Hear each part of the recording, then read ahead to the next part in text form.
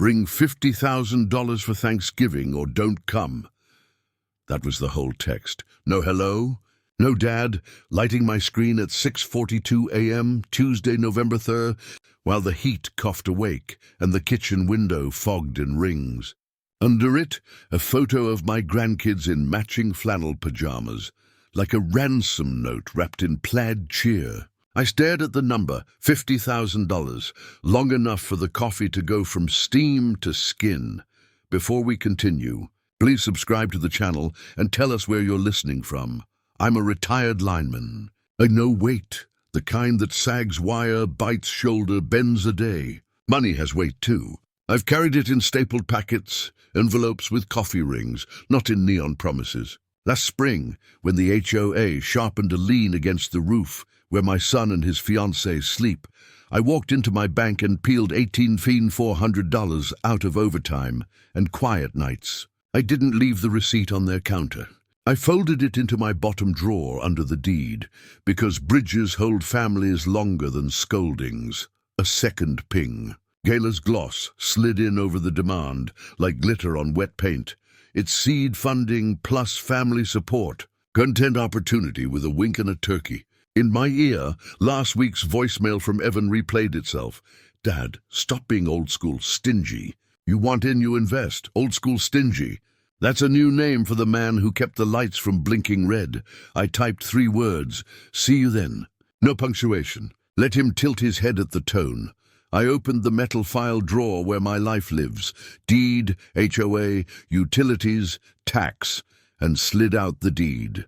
The paper felt like backbone, firm, a little shiny at the fold. I've worried smooth.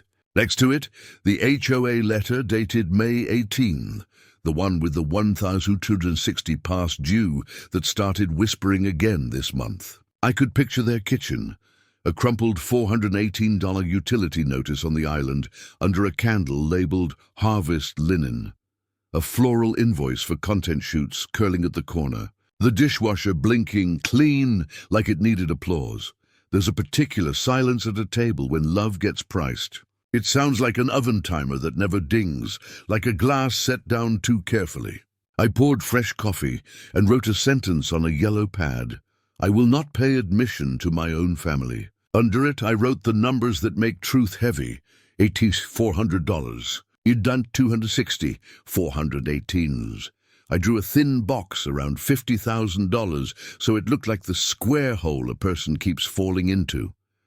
My son used to fall asleep with grass stains on his knees, open-mouthed in the back seat after Little League, a plastic trophy cooling against his chest. Now he talks about rounds and launches, and the only thing launching is my blood pressure. He wants a public toast at Thanksgiving, a private transfer before the pie. He wants me generous in the way that keeps him from learning the part of generosity that has receipts.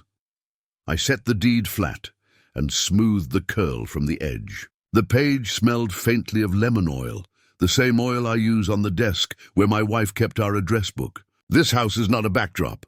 It's my retirement, the ladder I climbed in January winds and August heat. If they want a transaction, I'll give them one with dates and signatures instead of a wire. I slid a manila envelope out of the drawer and wrote 1 word on the tab: Thanksgiving. The kitchen settled around me. Furnace hum, a single spoon cooling in a mug, a window click. I didn't feel angry so much as aligned. Paper doesn't shout. Paper stands. I put the deed back, tucked the HOA letter under it, and circled a date on the wall calendar with the pencil I keep by the phone.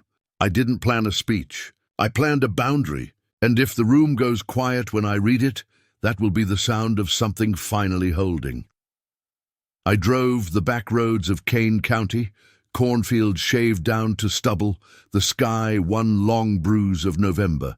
The heater fought the cold, rattling like it wanted out. On the passenger seat, my phone kept lighting with unread messages, family group chat full of memes, Evan's name floating above them like a thorn. I didn't open any of it. There's a certain weight behind the wheel when disappointment turns into something physical. Every mile felt like another question I'd failed to answer.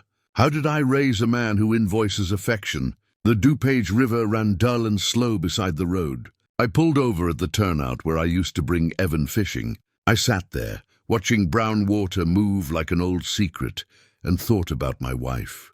If she were still here, she'd squeeze my hand and whisper, "Teach him. Don't feed him."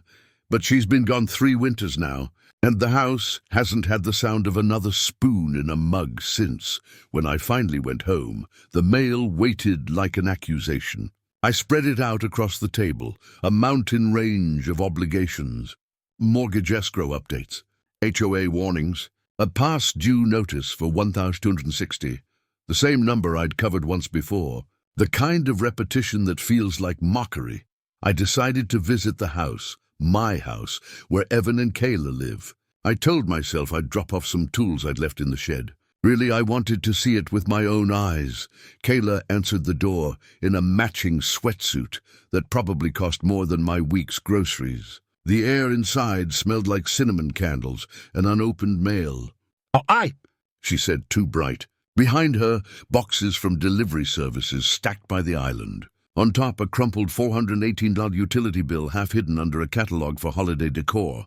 "Just needed my socket set," I said. "Sure. Evan's out, pitch meeting or something." She smiled like an ad for detachment. I noticed the thermostat set at 76 and the fireplace streaming fake flames from an app. I picked up my old socket case from the mudroom. Dust clung to it, same as the corners of their ambition. On my way out, Kayla called after me. "You'll come Thursday, right? We're planning a video, family gratitude theme." "Maybe," I said. The word left a frost behind it.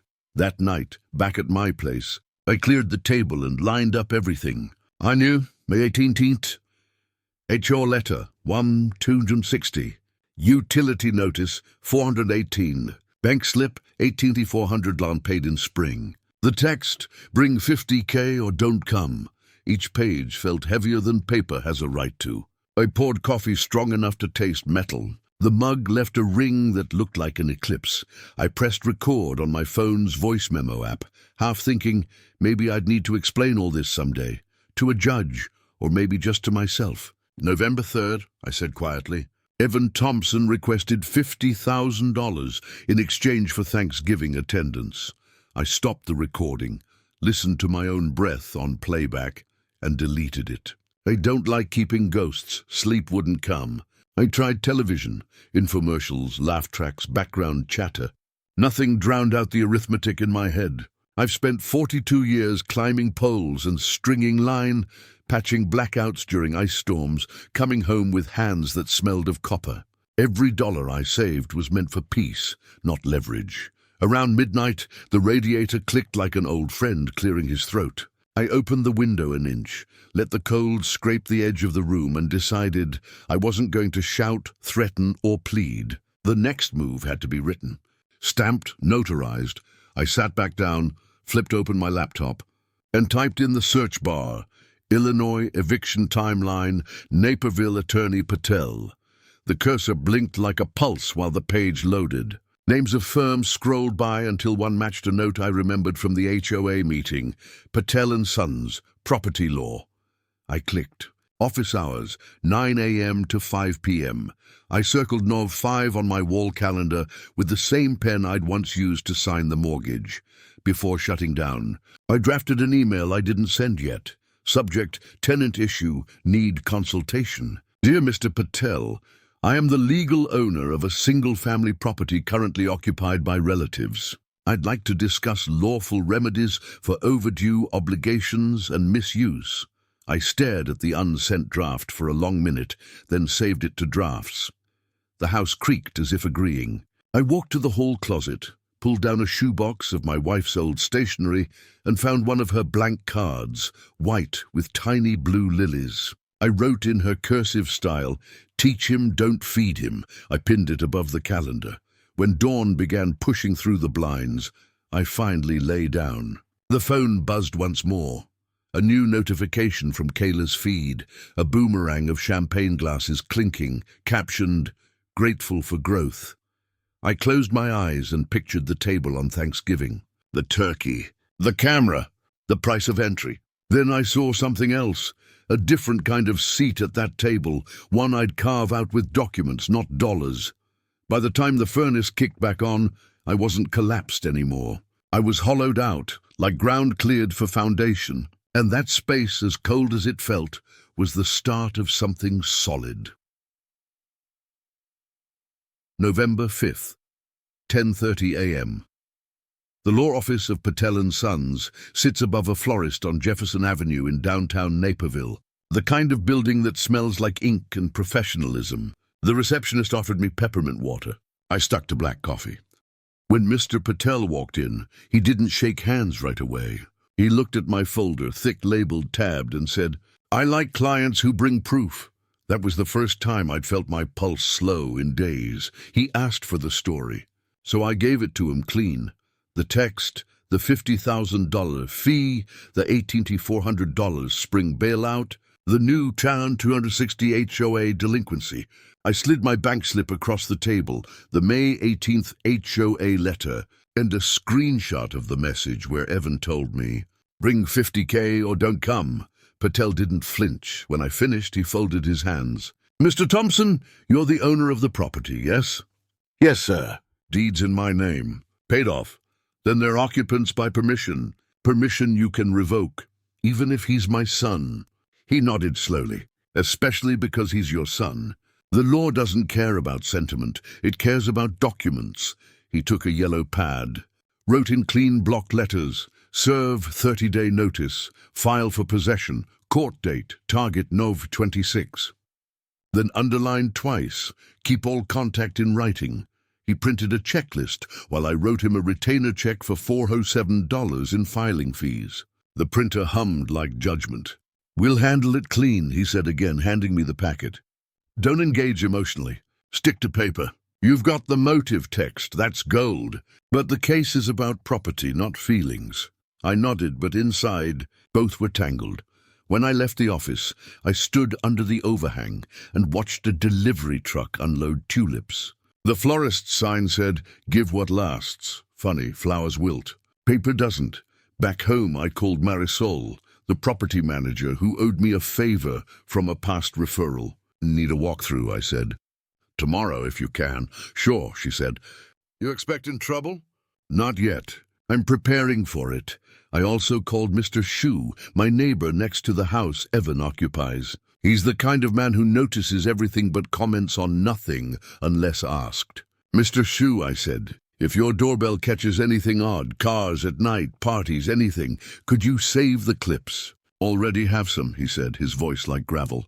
"Halloween weekend was noisy. You'll want that one."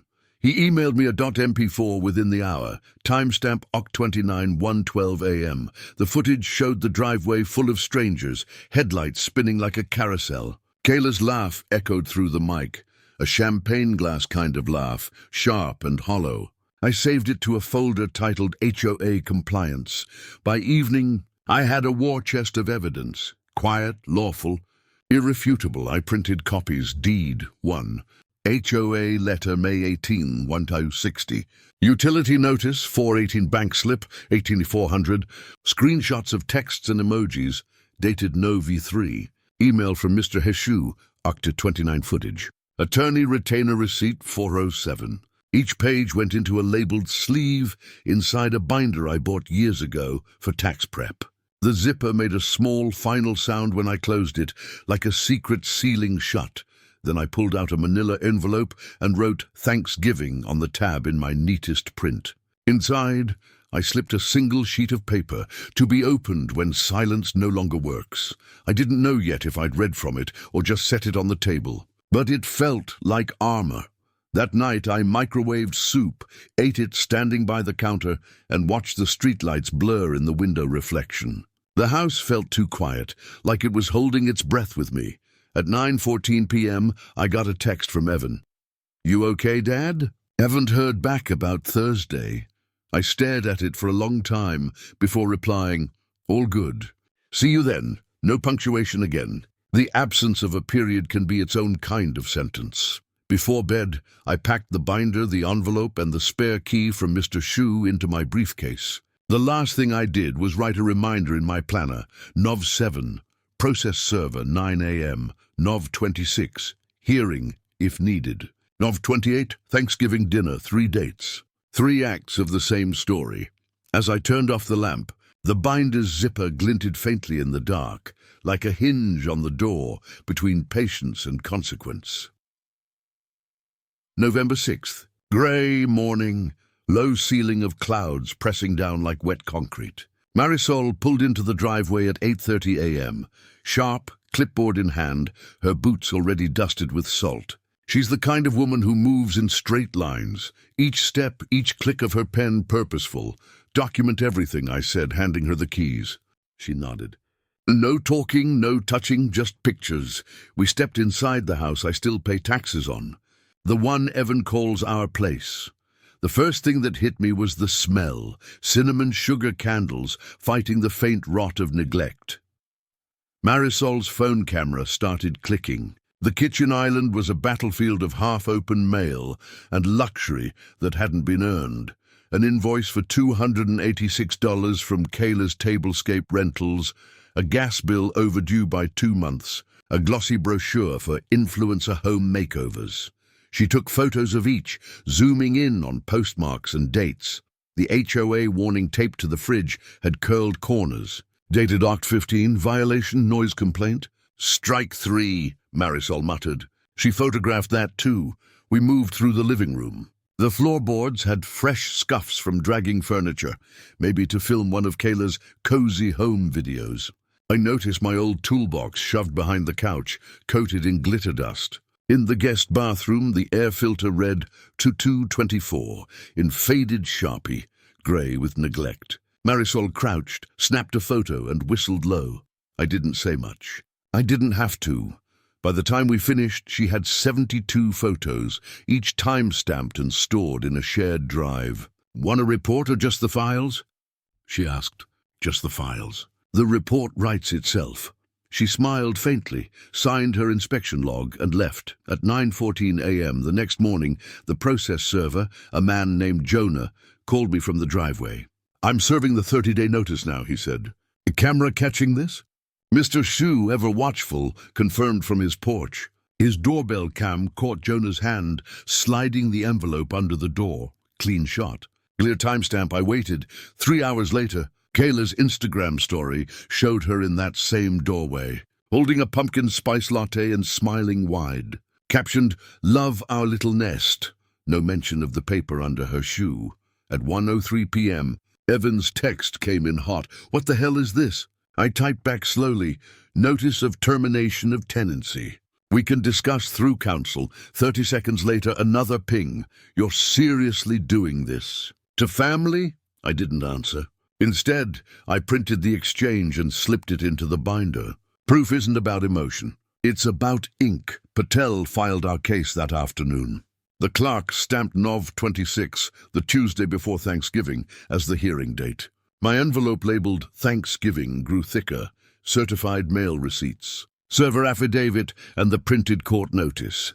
That night, I sat by the window with a bowl of stew, the kind my wife used to make with thyme and too much salt. Outside, the street lamps cast long amber shadows over the yard. Across the street, I saw Evan pull into the driveway, headlights catching the edges of my freshly served notice taped neatly inside the window. He yanked it down. I could almost hear the paper tear from here.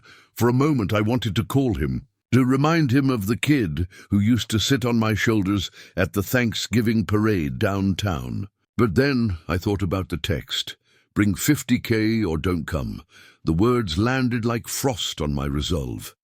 I turned instead to my calendar, drew a small turkey next to Nov 28, and wrote beside it, "Dinner plus documents." The next day, Nov 8, Patel emailed confirmation, filing accepted. Notice valid, next step pending. He added a line I kept rereading, "Stay professional. You're not punishing. You're clarifying ownership." Clarifying ownership. I liked that phrase. It sounded civilized, but underneath, it carried voltage. I gathered everything into one system. Binder, evidence envelope, Thanksgiving, locksmith. Contact, scheduled for Nov 26, 2:30 p.m. Copy of court notice pinned above my desk, each item a step on a staircase. When the day ended, I sent a text to the family group chat.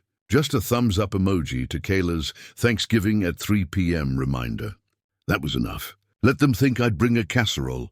I sat in the quiet, staring at the Thanksgiving envelope, thin but loaded, light but heavy.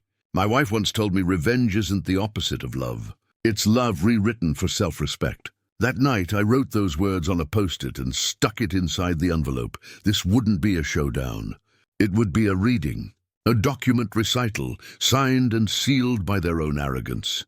And when the oven timer dinged this time, it wouldn't be for dinner. It would be for consequence. By November 20th, the air had that tight, metallic chill right before winter fully commits. The maple trees outside my kitchen window were skeletal, their last leaves like coins nobody wanted. That morning, a group text lit up my phone.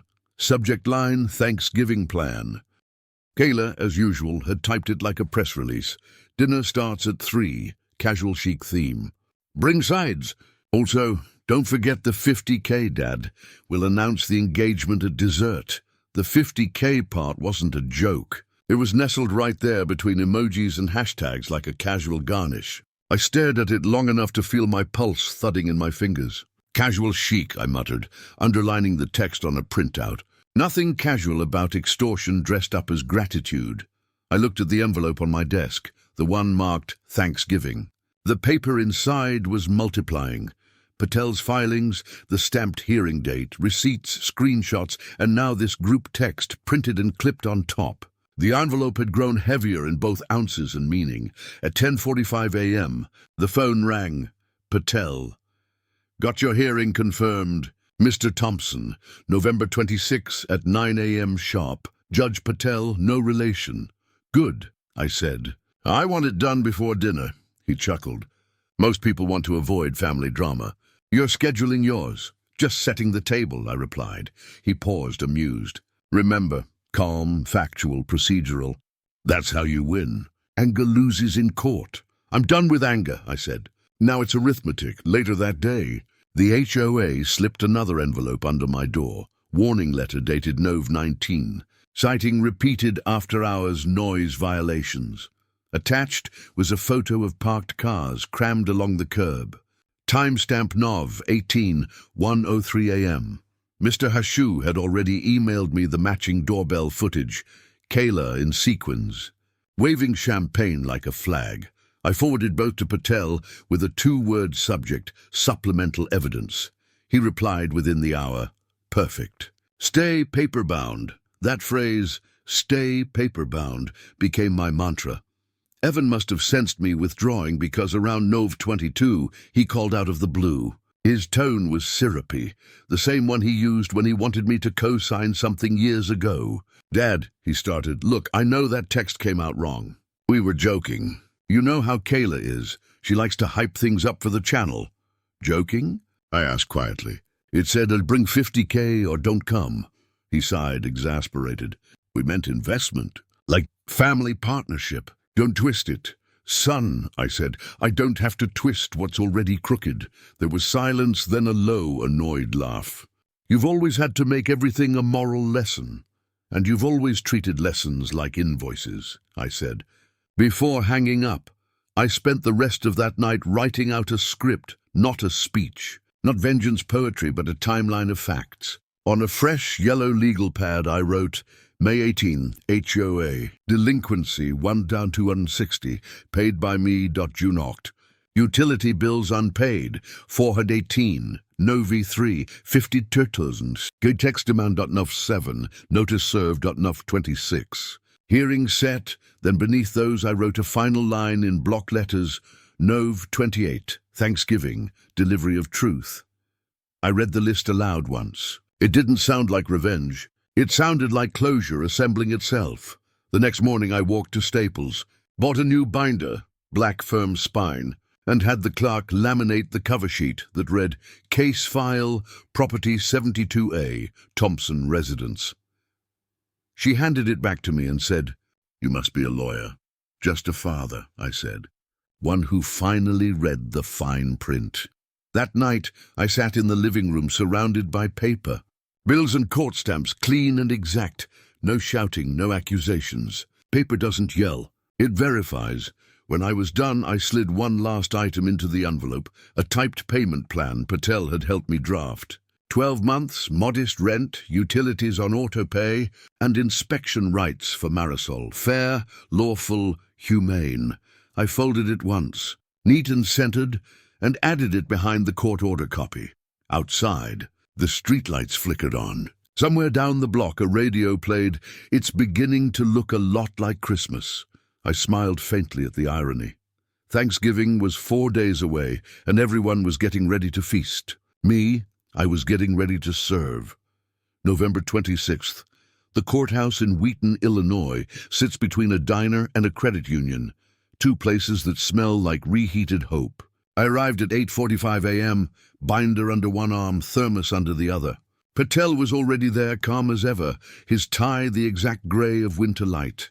"Ready?" he asked. "I've been ready since May," I said. Inside, the courtroom hummed with the polite boredom of routine justice. The bailiff called my case, Thompson versus Thompson, one of those titles that makes people glance up. Evan and Kayla weren't there. Patel leaned close and murmured, "No appearance, no defense." The judge, a neat man with wire glasses, skimmed the file.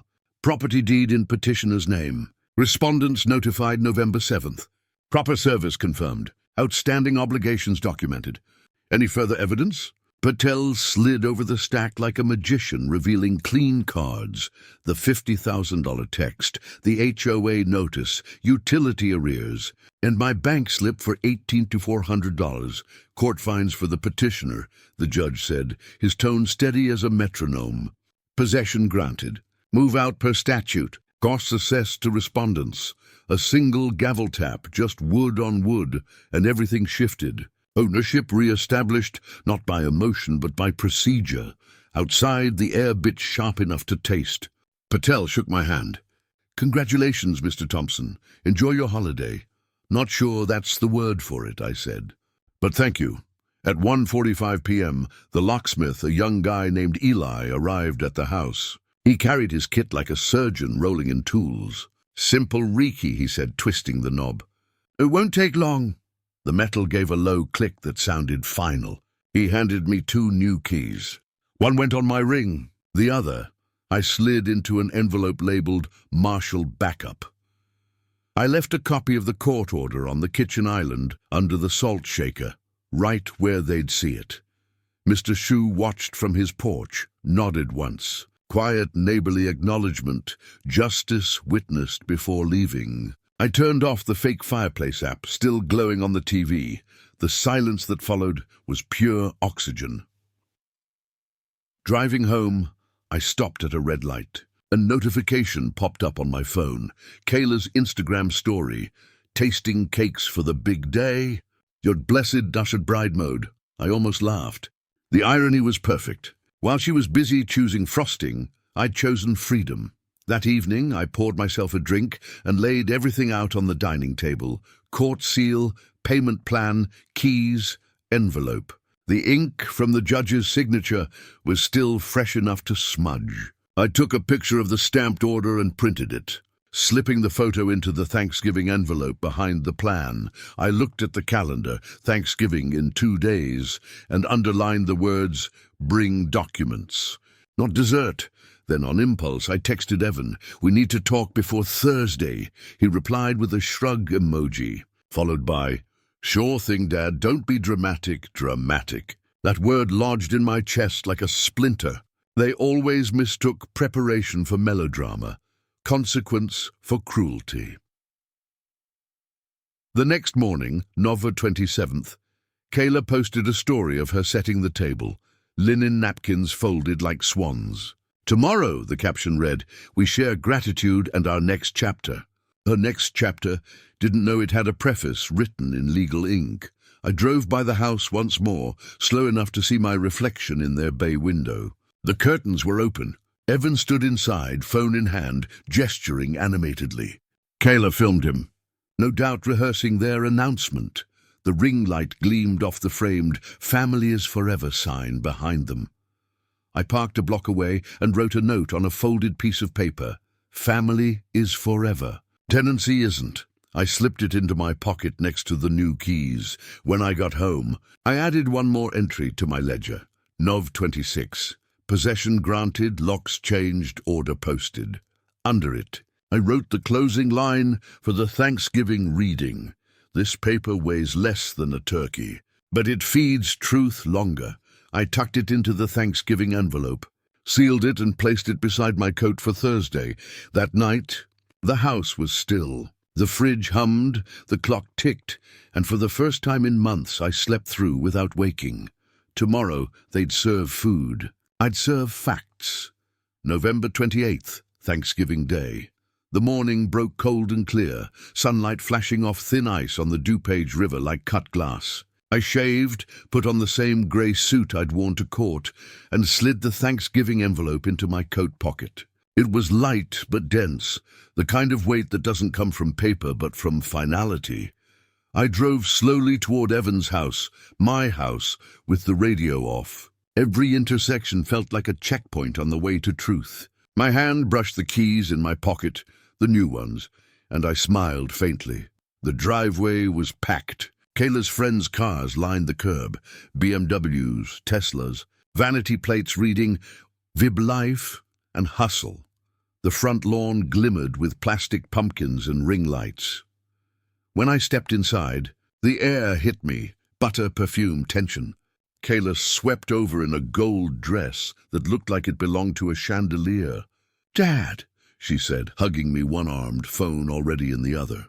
"You made it. We're so happy you're here." Her voice carried that influencer sugar tone that dissolves fast if you add heat.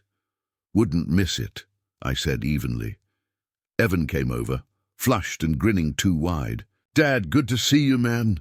He glanced at the envelope in my hand. "What's that? Did you bring it?" I looked at him. "I did." His eyes flickered. Relief, greed. Then he clapped my shoulder and led me toward the dining room. The long farmhouse table was dressed like a magazine spread. Garlands, name cards, glittering silverware. My name tag said Grandpa Investor in cursive. The irony almost made me laugh. I sat at the far end, directly opposite Evan.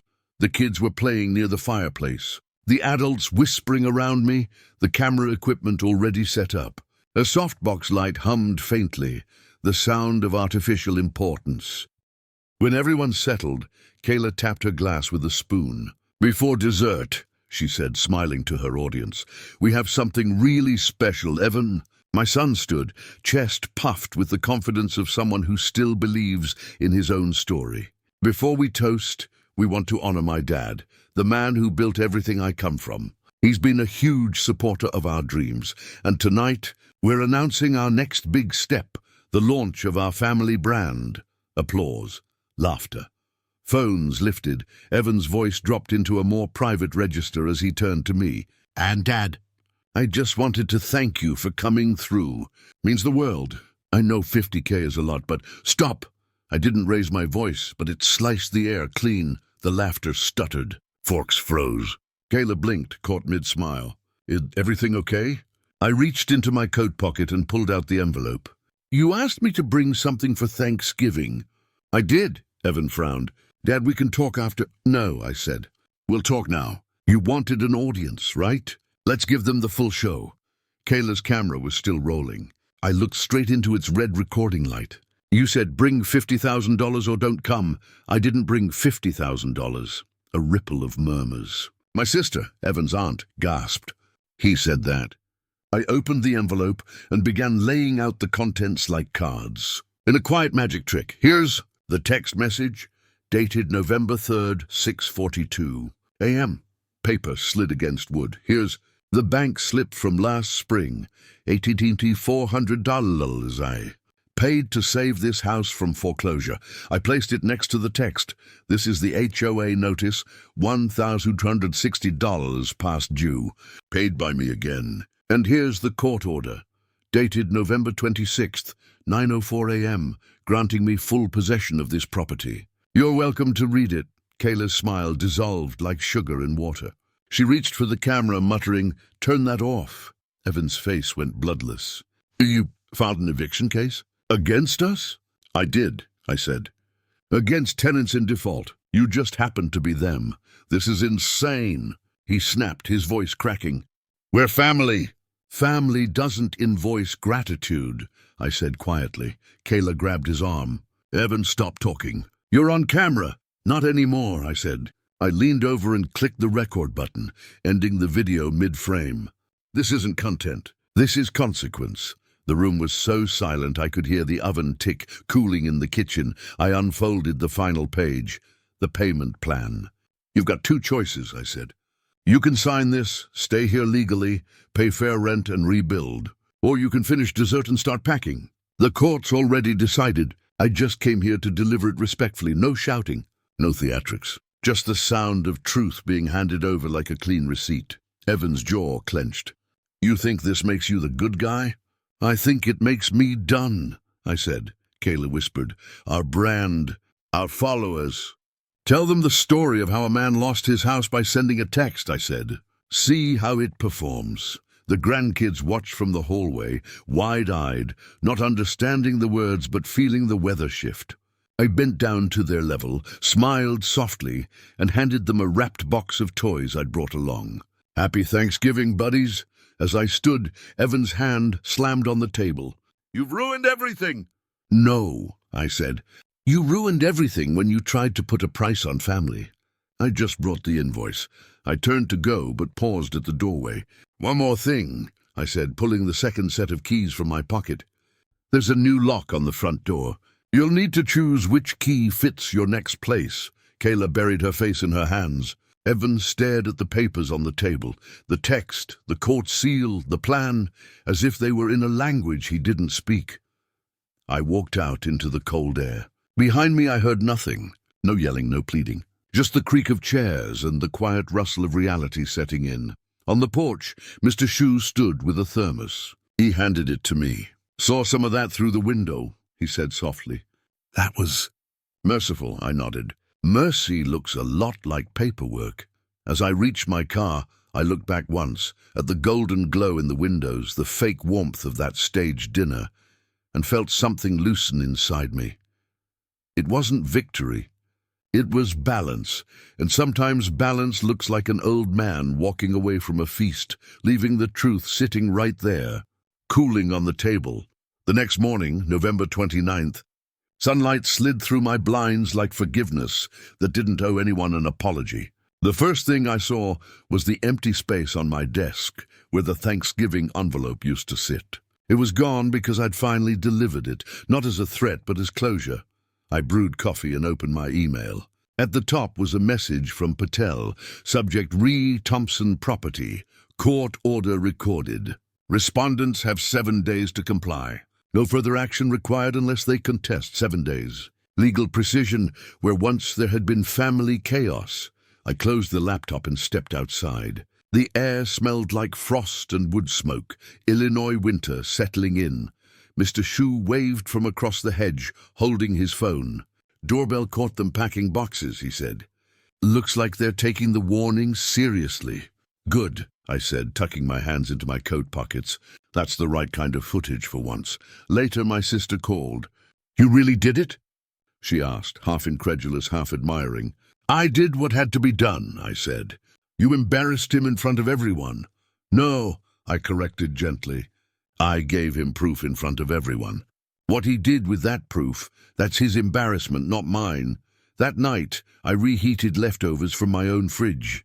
Turkey, mashed potatoes, the kind of meal that doesn't need an audience. I sat at the kitchen table, the same one where I'd circled dates and stacked receipts, and let the silence feel earned. Still, part of me kept waiting for Evan to call, to yell, to apologize. Something. But silence is also communication. The following morning, December 1st, I drove by the property just once. The lawn was littered with moving boxes, their edges softening under cold drizzle. Through the front window, I could see Kayla wrapping dishes, her hair tied back, no camera in sight. Evans stood at the doorway, speaking quietly into his phone, not posturing, not performing, just human. I didn't stop. Justice doesn't gloat. It observes. Back home, I opened my binder one last time and clipped the court order to the front with a note that read, "Case closed, Thompson residence." I filed it in my cabinet under resolved matters, right next to my wife's old insurance paperwork and the mortgage satisfaction letter from 2019, everything in its rightful place. As I made tea that evening, the radiator hissed like it was whispering approval. I stared out the window at the grey sky turning lilac and thought about what Patel had told me. "You're not punishing. You're clarifying ownership." He was right. Ownership isn't just about property, it's about peace. At exactly 7:04 p.m., my phone buzzed. A text from Evan Dad. I saw the order again. "We'll be out by Friday." I know I messed up. I didn't realize how deep it went. "I'm sorry." I stared at the screen for a long minute before replying, "Good. Learn from it." The door's not locked, it's just different now. Then I set the phone down. Justice, I realized, isn't loud. It doesn't parade itself through the streets or demand applause. It's quiet paperwork, steady patience, and the moment you stop explaining yourself to people who profit from your guilt. I poured another cup of tea, added honey, and let it steep. The house creaked the way old houses do when they're finally at rest, and somewhere out there, in a smaller apartment across town, my son was learning the first true lesson I'd ever managed to teach him. Respect isn't inherited. It's signed for December 3rd. The snow finally came. Soft, slow, unhurried, the kind that covers everything without erasing it. I stood at the window with a mug of coffee and watched the flakes gather on the fence line. The world looked quieter, like it too was tired of shouting.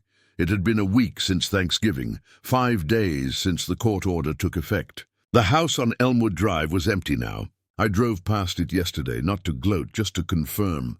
Curtains open, lights off. No candles, no camera glow, no perfume in the air, just stillness. Funny thing about revenge, when you do it right, it doesn't taste sweet. It tastes clean. I thought about the look on Evan's face when I laid those papers down.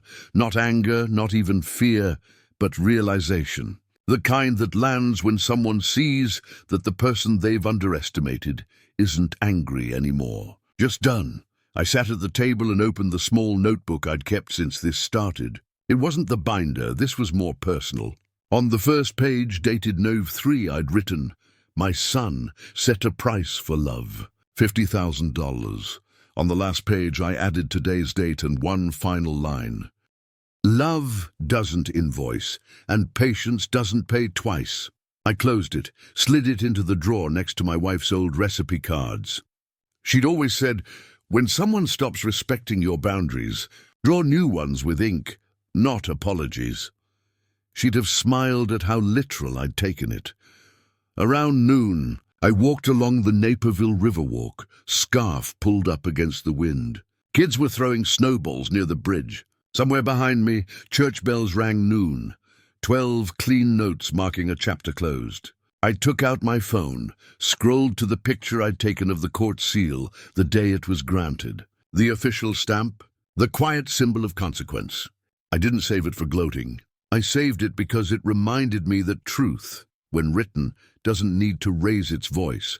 By evening, I sat by the fire, a small one this time with no audience but myself. I opened a notebook and began writing a letter I may never send. "Dear Evan, I don't hate you. I hate what money did to your voice. You started speaking in figures and forgot the value of words. I hope the silence teaches you what I couldn't, that gratitude isn't currency and respect isn't leverage. Grandpa didn't build wealth. He built stability. I built the same. You were supposed to build trust. Maybe one day you still will. Love, Dad." I folded it, tucked it inside the back cover of my ledger, and closed it with both hands. The same way you close a prayer you've already said out loud. The house was quiet again, but this time it wasn't loneliness. It was balance. Before bed, I turned the 2 new house keys in my hand, the ones from the locksmith. They clicked together softly, a sound I'd started to associate with peace. Then I whispered into the empty kitchen, half out of habit, half as punctuation. "You didn't lose me, son. You tried to invoice me, and I stopped paying. The radiator hissed once, like an old friend laughing under its breath. Outside, the snow kept falling, not to cover the past, just to quiet it. December 7th. The mailbox was empty except for a folded HOA newsletter and a single white envelope. Inside was a handwritten note from Marisol, my property manager. Inspection complete. Minor scuffs, one broken towel rack. Otherwise property secure. Utilities switched back to owner account. Congrats on closure. Below it, she'd drawn a small smiley face next to the word closure. Simple, tidy, just like she is. I sat at the kitchen table reading it twice, letting the words settle. Closure. It's such a clean word for something that leaves a bruise. Later that morning, Patel emailed again. Court file marked resolved. No appeals filed. Case closed. 2 sentences, no adjectives, no ceremony. I replied with a thank you and sent the final payment of $165 for the locksmith's invoice, rounding it up to an even $200, because some people deserve a tip for finishing the hard work you start. At 3:12 p.m., my phone buzzed, a text from Evan. The preview said just one word, coffee. I stared at it for a long minute before answering, Casey's Diner, tomorrow, 9 a.m. The next morning, he was already there when I arrived, slouched in a booth, hands wrapped around a mug he wasn't drinking. His face looked thinner, the kind of tired that doesn't come from sleep. Thanks for coming, he said, eyes on the table. I owe you an apology. Then give it, I said. He swallowed. I was stupid. We got caught up trying to look successful. Kayla wanted a bigger following, brand deals, sponsors. I thought if I made it sound big, you'd be proud. I nodded. Son, pride doesn't come from what you make me pay for. It comes from what you build without asking me to. He nodded too, staring down at his reflection in the coffee. I'll find a new place. Smaller, cheaper. We already moved most of our stuff. Kayla's figuring things out. I'm sure she is. He reached into his wallet and slid something across the table, a crumpled $500 cash and a small receipt. First rent payment. I don't expect to stay, but I want to leave right. I looked at the money, then at him. Keep it. Use it for the kids' winter coats. He shook his head. No, this one's mine to pay. So I folded it into my notebook and said, all right. When the check came, I paid it without comment. We stood in the cold for a while afterward, not talking, just breathing in the same direction. You know, he said finally, I thought you did it to humiliate me. No, I said. I did it to remind you who owned what. Not just the house, but the boundaries you crossed. He nodded. I get it now. He left first, walking toward his car. I stayed watching him drive off into the grey morning. No cinematic farewell, no swelling music, just 2 men finally out of each other's way.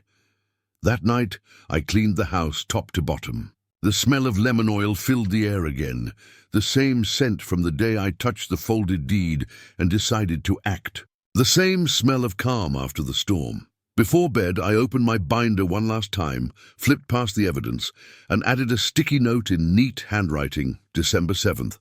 Case closed. Family remains under review. I smiled at that. Sometimes justice doesn't end with a slam. It ends with a quiet line written in pen, and a man sleeping better than he has in years. December 14th. A week after the coffee meeting, I drove past the house again. My house. Snow dusted the roof like powdered sugar, the air so cold it made the windows hum. Through the front window, I could see Marisol finishing her inspection. Clipboard tucked under her arm, breath fogging the glass. When she spotted me, she gave a thumbs up. Later that afternoon, she texted a photo. Filters changed 12/24, property spotless. HOA current. The caption ended with, feels like it's breathing again. I stared at the picture for a while. The kitchen counters gleamed, the walls looked lighter, and the faint smudge from Kayla's candle soot was gone. The house did look like it was breathing again, like it had exhaled 2 months of tension. Then came another envelope in the mail. This one from the HOA. Dear Mr. Thompson, thank you for resolving all outstanding issues and bringing the property into compliance. We appreciate your prompt attention. I laughed under my breath. Appreciate your prompt attention. If only family worked like homeowner associations, letters, fines, resolutions, signatures. No emotion, just consequences. Around 6 p.m., my doorbell rang. When I opened it, Evan stood there. No Kayla, no camera, just him. He held a grocery store bag with a ribbon tied badly around the handles. "Hey, Dad." "Evening," I said. He handed me the bag. Inside was a $300 grocery card and a folded note for Thursday dinners with the kids.